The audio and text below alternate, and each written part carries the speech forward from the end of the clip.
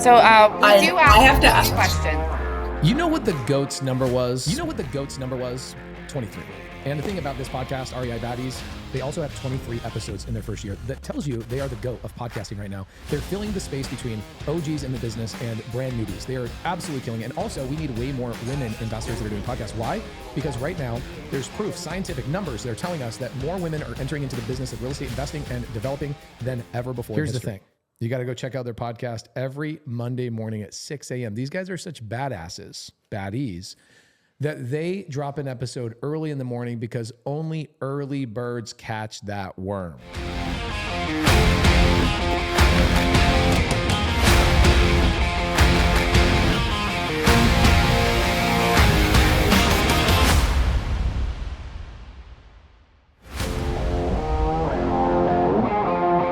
Welcome back, Baddies Nation, to another episode of REI Baddies, the podcast where real estate gets real. I'm your co-host, Rachel Davis. And I'm Kate Baldwin. Did you know that he went to over 50 cities during Creative Nation? And I don't even know how to introduce this person because he is so much. He really is. Today's guest is a very special one because, first and foremost, he's our first guest from the 2026 OC class. And for anyone newer to Baddies Nation, the OC, or Owners Club, is a Pace Morby premier investing community. It's an elite group of people who are serious about creative finance and building real wealth together. Dave Lisi, known to most of us as Alaska Dave, welcome to REI Baddies. Awesome to be here. You guys are awesome. Thank you for having me. Of course. So I guess for the people that don't know you out there in our Baddie Nation, why don't you kind of tell us who you are? Have you always lived in Alaska? I know that you just told me you've been to Key West. What is your favorite place? And yeah, tell us a little bit about yourself. Yeah, so I'm actually originally from Upstate New York. Been in Alaska about 12 years now. Yeah, random. A lot of random full circle things. And I'm actually in St. Louis, Missouri right now, which is kind of part of the story of how I ended up in Alaska. Kind of moved up there after I got my master's degree after selling a business, and I wasn't sure what I was going to do next, and fell in love with where I was, but also got a job opportunity that I did not know was a thing, fishing guide. I didn't really know people made money taking people fishing. So I said, sure, what the heck? So I sold everything I owned, packed a suitcase in the duffel bag, and flew up to Alaska, and just been kind of building ever since I've been there. So I guess for everyone that's out there right now, you're obviously a fishing guide, and the transition into real estate is not your typical thing. Only reason I say that is because I live in the capital world of fishing guides. I was married to one once, and I live in Big Pine Key, so everyone I know is fishy. That's all we do is fish. So, Absolutely. So I know a lot of fishermen, and I know a lot of guys that go from Key West or the Florida Keys to Alaska and do that's what they do in the summer months. So with all that said, a lot of them are not doing themselves any favors in getting into real estate. What makes you unique and different in that way? And how did you find Pace Morby? Yeah, so that's a great question. So I kind of came into the guiding world, got introduced to pretty high level guides that had, already had established their relationships, been guiding for 10, 15, 20 years. And other people that I would meet, I would be all excited about being a fishing guide, and they said, oh yeah, I guided for 8 years, I guided for 10 years. And I'm thinking why wouldn't you want to do this the rest of your life? This is awesome, And most of these folks who would they've come through and been great at it, but they maybe get a real job, or, it's always I always say things like girlfriends, husbands, wives, kids, things that kind of, your parents tell you to get a real job, right? That kind of thing. So there's always that element of, what's beyond being a fishing guide. And I there's a lot of examples up there of folks who had guided for a long time, and at the end of the day had really nothing to show for it. They might have been world renowned, won a ton of awards, all the things, but they have no physical assets, and their population of folks that fish with them every year are kind of aging out. They are. So I had a weird theme, and a lot of what I do is based on weird themes like this. So my biggest theme was, there's going to come a day where I may not physically want to guide, or just don't want to guide in general. And So luckily I started building a fishing guide business that sort of got popular, and I was able to hire more guides. But the sort of North Star was, hey, if I ever really didn't want to physically do this, what would I have at the end of the day? So that's kind of where it got started. Yeah, and honestly, I think there's some niche there. Not to like put us totally off topic, because I think that this is going to be like an easy conversation with you, just being in this world of guides. It's actually something that you could probably promote to helping other guides like be more successful in the future. That just popped up, but we don't go there. Absolutely. Yeah, let's talk about that later. But yeah, go ahead, Rach. I was going to say, you talked about, so I'll name the name, right? You run Cooper Landing Fishing Guide LLC. So anyone out here who is interested at all this summer in Alaska fishing, know that you can go to Cooper Landing Fishing Guide LLC in Alaska. And so Dave, this is your main source of active income, is that correct? Yeah, for sure. Okay. And I've kind of coupled it with real estate. The biggest, one thing about real estate was I went to go buy a home. And, I think I did like some online mortgage application. And I think at the time my business was probably bringing in 400 or 500,000. And I tried to buy this $300,000 home traditionally. The realtor involved and the mortgage lender were like, well, you can't really afford this. And I'm thinking like, how is that even possible? But with entrepreneurs, we're all trying to minimize our tax risks. So I basically told the government I made no money. And so when you tell the government that, you have to tell the bank that. And then the bank says, well, shoot, you make no money, so we can't give you this house for $2,100 a month. And I'm thinking like, man, like, okay. So that kind of put me in a position where I told myself I may never own a home. Like, how do I figure this out? So I was a little bit discouraged at first. And then my first property, I started driving by, to and from, taking people fishing. I noticed this property and I said, man, that would be a really cool spot for like a guide shop and to keep all my boats and meet people in the morning. And it took me a while to find the owner and contact the owner, but ended up calling him and of course left a message he didn't answer. And he called me back 5 days later and we got to talking about his property. And so many people in my little neighborhood really wanted him. They were hounding him for this property for years. And he's like, the neighbors, and why don't you just buy it? And I was like, okay, so how do we do that? So, this is before, getting into sub 2 and getting into kind of creative financing, but, things like, seller financing are sort of a known quantity. So I said, well, how can we figure out how we do this, creatively sort of, and do like a seller financing note on this? And that's how I ended up in my first property. And that was more so for a hub for my business. It ultimately ended up becoming my first home. So it's just been kind of uphill from there and in a good way, Real quick before we go on to the next question, for anyone new to Baddies Nation that doesn't know what seller financing is, can you explain that in like 3 sentences or less? Yeah, probably the easiest way to describe it is if somebody has a lot of equity or 100% equity in their home and they want maybe their asking price. If you're able to offer them maybe that asking price and they're willing to basically finance or be the bank, you can create pretty much any terms you want, whether it's a down payment or a combination of down payment and length of terms, interest rate or no interest. So it's a pretty awesome way to get into a property with, as people say, without any banks or anybody checking your credit, that kind of thing. So such a great tool. Yeah. Kate, do you have the next question? Yeah, so I guess I want to kind of get into this.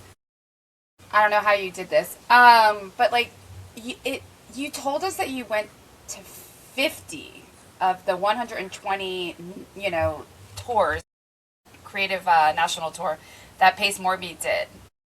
What in the world made you do that? I think it's amazing. Obviously, you don't have children. Nope. You're not married. Nope. Because I don't know if any wife or girlfriend would be like, you are nuts. No, I'm just kidding. But that's honestly, like, I went to 2 and it was incredible. So, like, For sure. Like, the rundown. I mean, you probably met so many people, and what an awesome opportunity to just be a part of that energy. Like, explain to, like, what was the most amazing thing that you figured out about yourself and about your business, and then kind of go from there. Yeah, so it kind of started randomly. I knew that Pace was doing this tour, and I knew he was coming to Anchorage as his second stop on tour.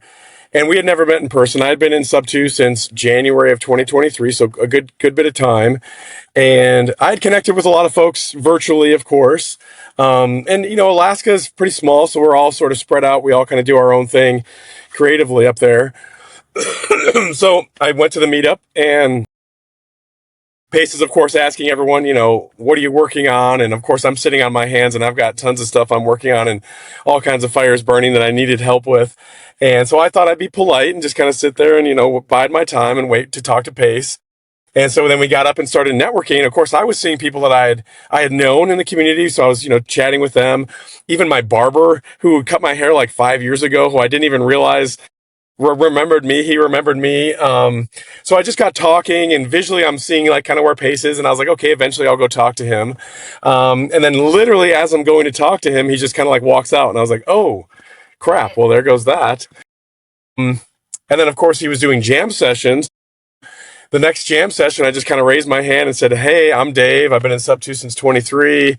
Here's what I do. I'm up in Alaska. I made the mistake of not coming up and saying hi and telling you what I had going on. And he really gave me a lot of confidence. I mean, he said, hey, I'll do that deal with you, and I'll do this and I'll do that. And that just kind of put the wind at my back where I felt like I could take on the world. And really what I wanted to do was go to like one stop on the tour, which was going to be Minnesota, to see Dorina, who had done some TC work for me, and just kind of thank her in person, see Pace, all the things. And what's funny is Alaska is pretty lenient on the real ID, and also my passport had expired. So I was like, oh crap, I can't travel. So I immediately had to get a passport, and I was tracking it on USPS when this thing's going to come in, and it timed up with like the Chattanooga meetup. So I said, this is so random. I just bought a truck in Alaska that I loved, and I was like searching nationwide for the same truck, and I found one in Chicago. So I was like, I'm going to fly to Chicago, buy this truck, and just I was only going to do a couple tour stops, see some family, and then go back or whatever, maybe do some fishing. But flew down on Thanksgiving Day, bought the truck the next day, drove to Chattanooga. I assumed Chicago to Chattanooga was a close drive. It was not. That is so long. I'm like, Chattanooga, Tennessee? Yeah, so like border of Georgia, bro. Yeah. So what's funny also is that I ended up being a day early. So I was like down in Chattanooga a day early, and I was like, well, at least I can kind of explore the city. So yeah, it was kind of sorry, I've got really bad allergies. But yeah, that kind of sparked it off. And of course I met some amazing people there that I kind of like, stayed in touch with along the way. But at the meetup, Pace kind of had me stand up, and it's totally impromptu. And it happened almost every stop where he'd say, where's Dave? And have me stand up and give this 1 to 3 minute sort of diatribe about who I am and what I'm doing. And it was very like humbling, but also slightly embarrassing, because I'm like, man, who am I to like deserve that? But at that meetup, let's see, Chattanooga, Birmingham, Alabama was the next one. And of course, it's a relatively short drive. And people there were like, are you going to go to the Birmingham one tomorrow? And I was like, sure. So I go to the Birmingham one. And then Pace is like, you're going to go to the Atlanta one? And I was like, sure. So like, because most of the stops were like almost back to back, it almost was like this no brainer of like, well, yeah, I might as well go drive 2-3 hours to the next one. And it just kind of snowballed from there. So I'm going to ask the follow-up question to this. What are some of, like, do you have a favorite memory from a stop aside from meeting Kate and I in Charleston, obviously? Yeah. Well, you guys are awesome. I remember distinctly meeting you in Charleston. I remember distinctly meeting Kate at our table in Miami. I think the biggest memory. My gosh, it's all coming together. So you were looking at a venue down here. Yes, I was, and still am. It's on my. Okay. Sorry. It's on my web browser here. Yes, absolutely. So, I think favorite memory was just. I mean, honestly, there was a really good tribute that the folks in Boston did to Pace. They did kind of a nice video, and he was crying, and of course I'm sitting right in front, and I'm just like, stop crying or else I'm going to cry, kind of thing.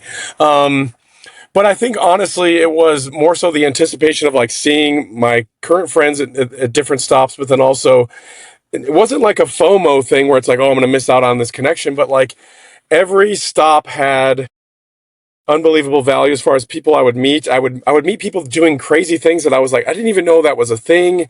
and how they were doing creative things, or people that were not even in like sub 2 that were doing wild things for like 30 years. So I think my mind was blown almost every stop. You'd meet someone very unassuming and they're like, yeah, I just build neighborhoods and I've been doing multifamily for 30 years and all this stuff. And I'm like, holy crap. So yeah, it was a pretty wild ride in that respect. That's awesome. That's pretty awesome. I'm going to ask one more like follow on with this. Like, at what point during the Creative Nation tour did you make the decision? Because it feels like it happened during the Creative Nation tour to join Owners Club.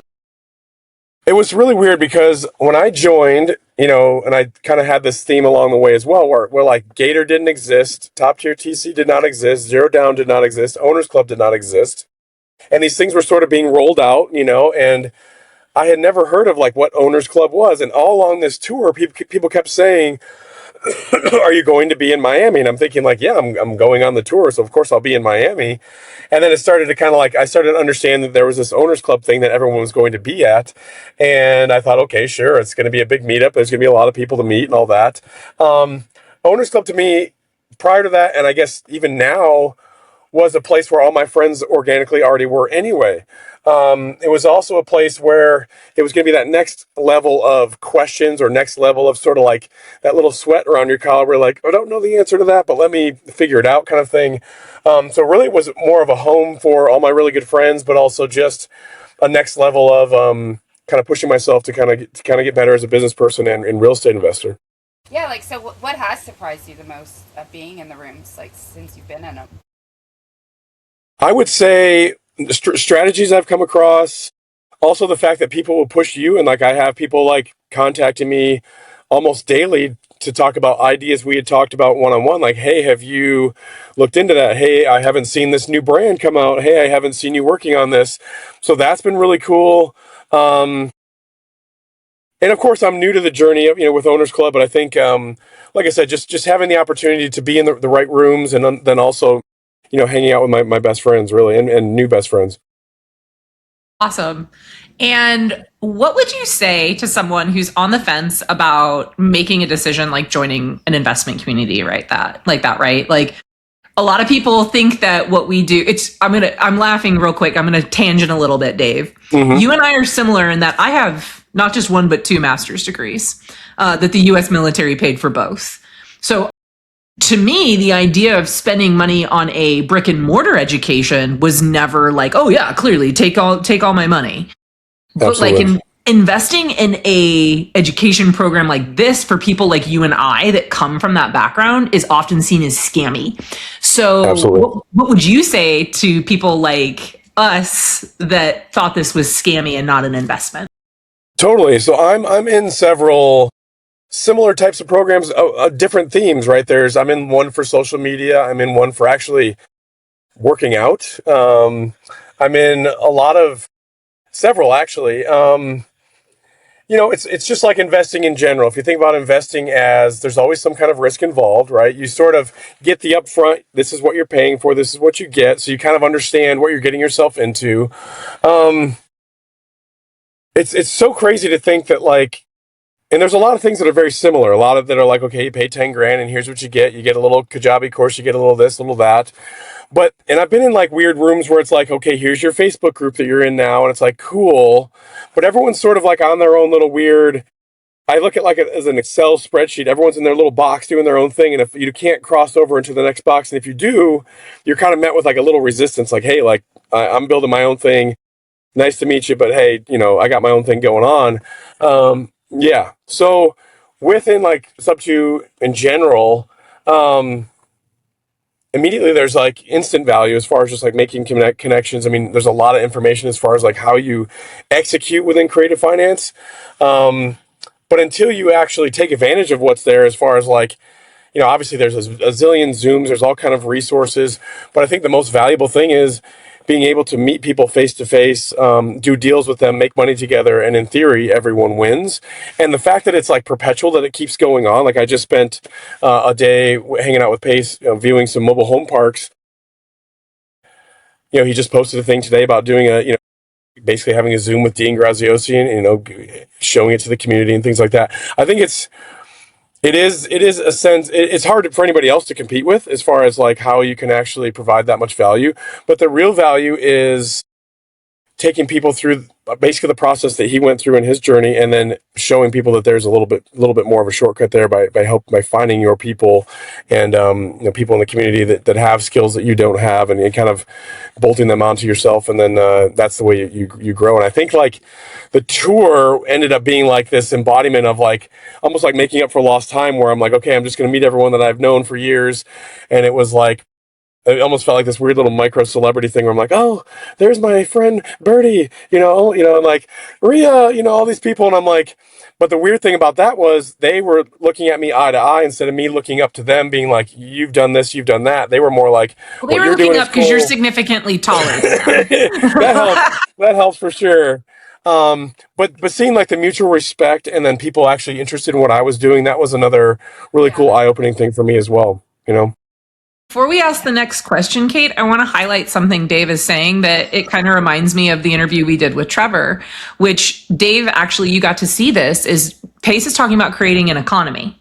Yes. And so as you were on the Creative Nation tour, you were seeing people like our friend and baddie, Trevor Hicks, who is out with his wife promoting his videography company, which in turn is now leading to him being a contract worker at my husband's brand and marketing agency, because that's his background. And not everyone can buy mobile home parks in this community, right? Yes. Like not everyone can buy RV parks. And so the more that people start talking to folks in the community and realizing different ways to increase their active income, so that way their CPA tells them, I hear Jesse Stanton say this all the time, your CPA tells you have to buy real estate now to be able to use creative strategies. I think too many people get honed in on, and I've been guilty of it myself, I got to acquire creatively.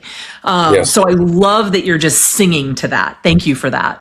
Yeah, for sure. And I think I've talked to and worked with a lot of newer people along the way. And it is a little frustrating as someone who has done a decent amount within real estate to not really be able to help people sometimes, to be like, man, I know what you're trying to do, but it's not as easy as you think.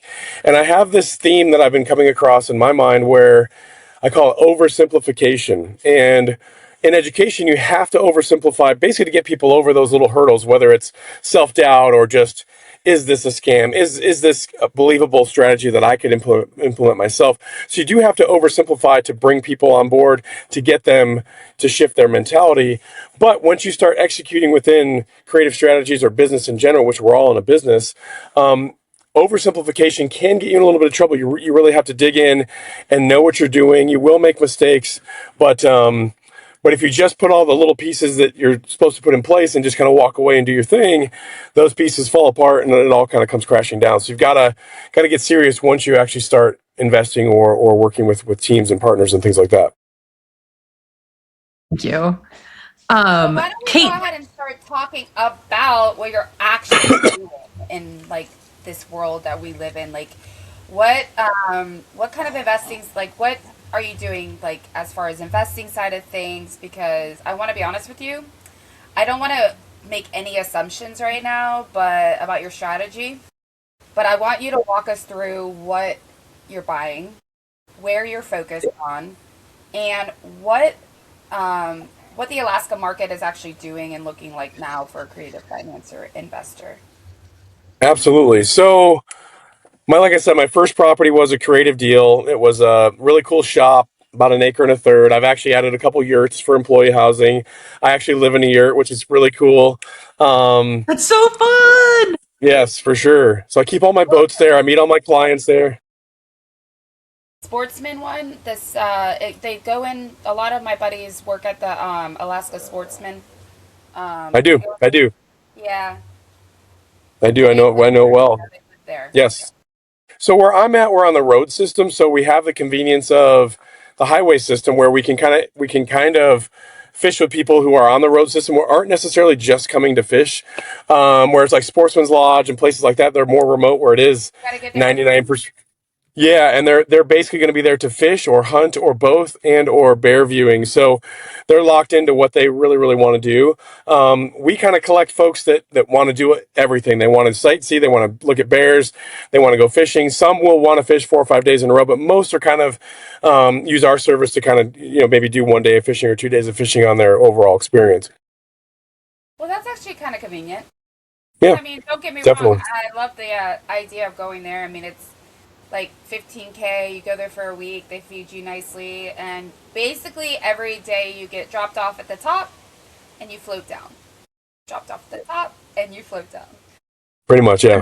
What are you buying currently? Yeah, so tell So me. I just closed on a 10-acre parcel with 7 cabins, a house, and a shop.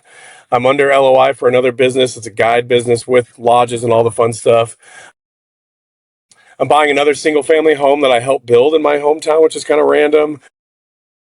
Really, what I'm trying to do is capture people's vacations. So if they're going to start in a certain zone and end up there, I kind of want to have a little piece of that along the way. So one of the mistakes I made early on in my business was I'd get on the phone, people want to book a fishing trip on a certain day. That's the easy part. Then they're like, where do we stay and what else do we do? And I'm like, so I would literally be like a travel planner and look at Airbnb and look at places and make people's entire itinerary. And I was like, why don't I own a piece of everything that I'm showing these people? So the first thing I bought was, aside from my shop, was a lodge. And that's how I ended up in sub two, because it was like $1.5 million plus another million for other property around it. And I was like, how the heck do people buy this stuff? And so that's when I got on YouTube, of course, and was researching how you buy this kind of stuff. And I think I saw Pace on one of Jamil's videos, believe it or not. And I was actually looking back at my YouTube history, trying to find what the start of it was. And kind of went down the rabbit hole. And I think the biggest takeaway from just watching the YouTube videos was, wow, there's a way to do what seems to be impossible. Things that seem like there's no way I could ever do this, there's no way I could ever do that. It's like, no, there is a route, and there are several routes to be able to make that happen. So that was what gave me kind of the most confidence, for sure. I love that, Dave, because you're going to laugh at this. I must have watched Pace explain how you take over someone's mortgage at least 15 times before I understood it. Because, and it's not complicated.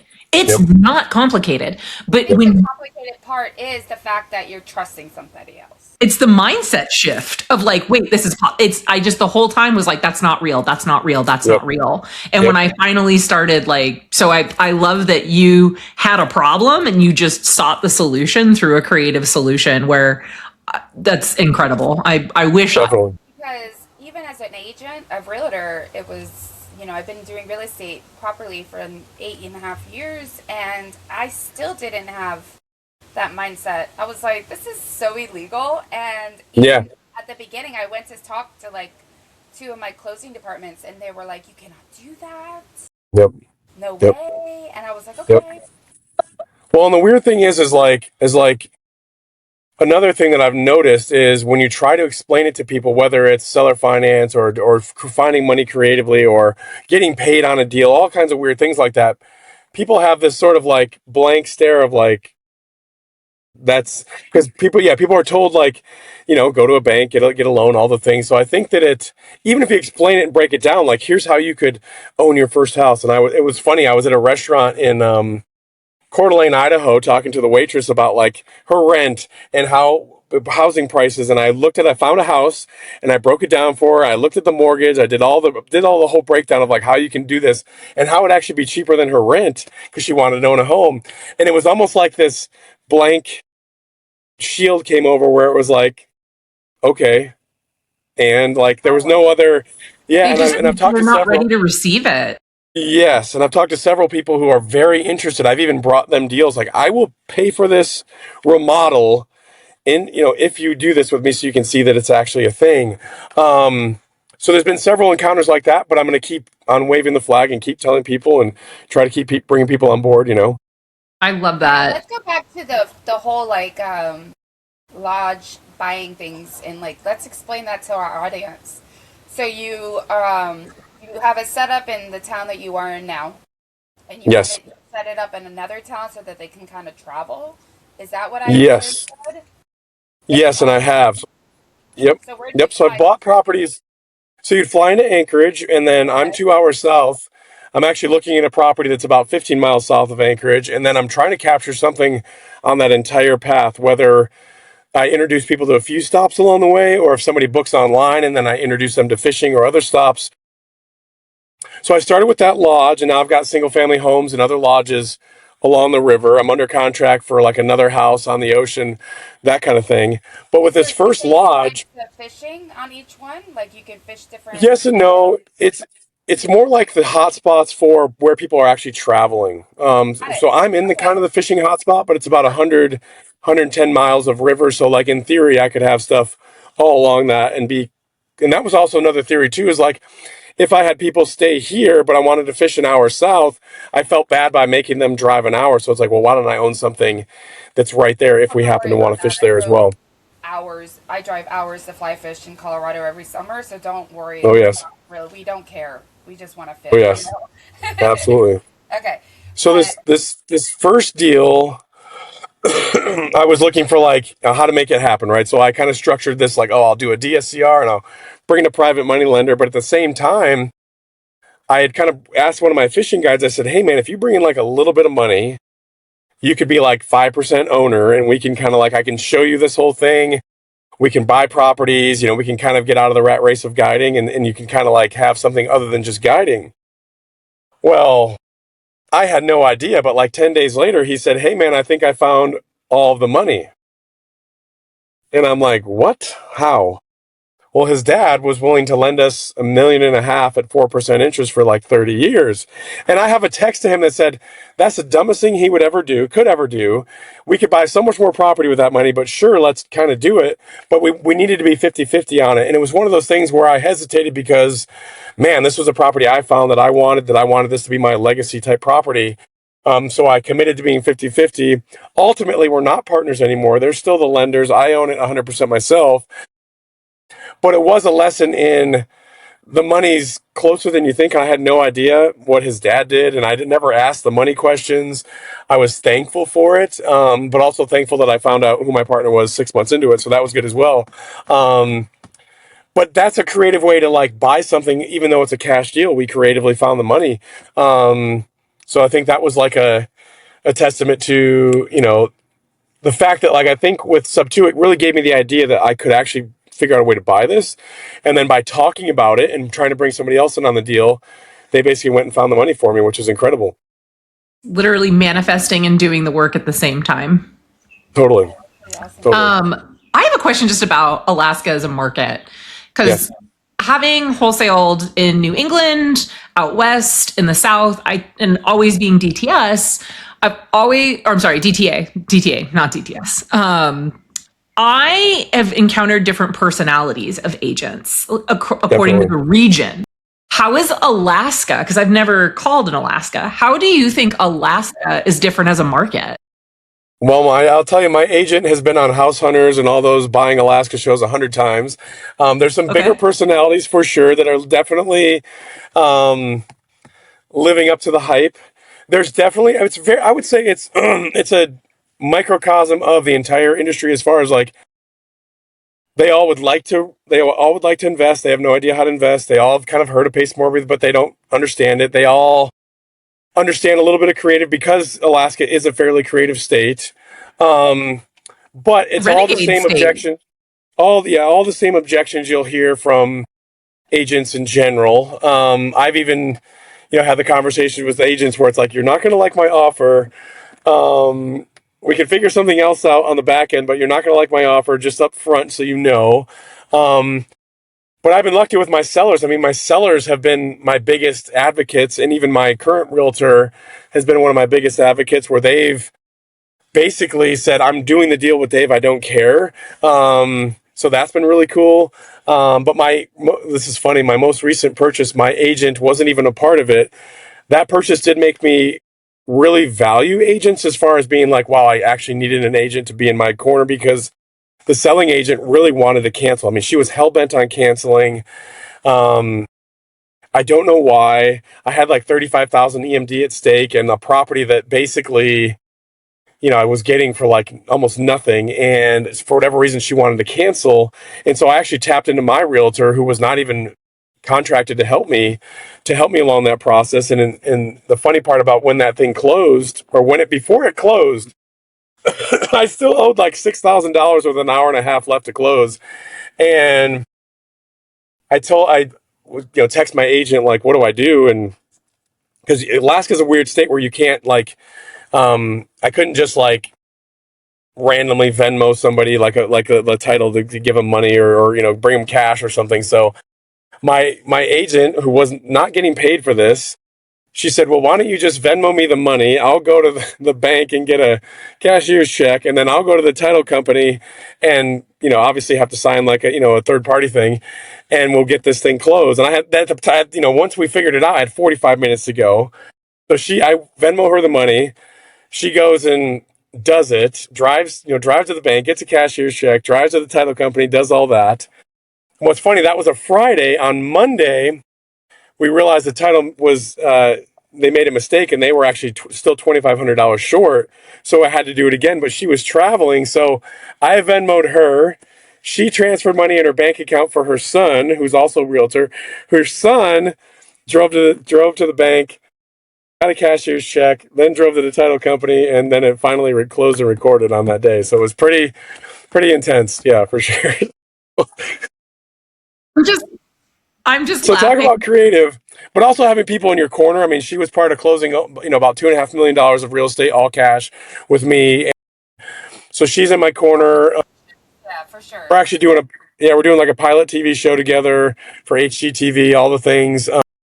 So it's just, so yes, you encounter all the same objections, even from sellers. I will say sellers are a little more open to creative stuff just because that's how most of them buy anyway. And then most of the stuff I buy is a business attached to real estate. So it's a little bit easier to kind of negotiate in those Yeah, instances. they have a little bit different mindset. They're not emotional. For sure. Commercial real estate, definitely no emotion as compared to real estate that's residential. Definitely. You're highlighting something too that I've noticed is a big difference between the South and like New England is Southerners are used to creative, particularly seller finance because of how land was transferred. And totally. Particularly among people who, were not super wealthy.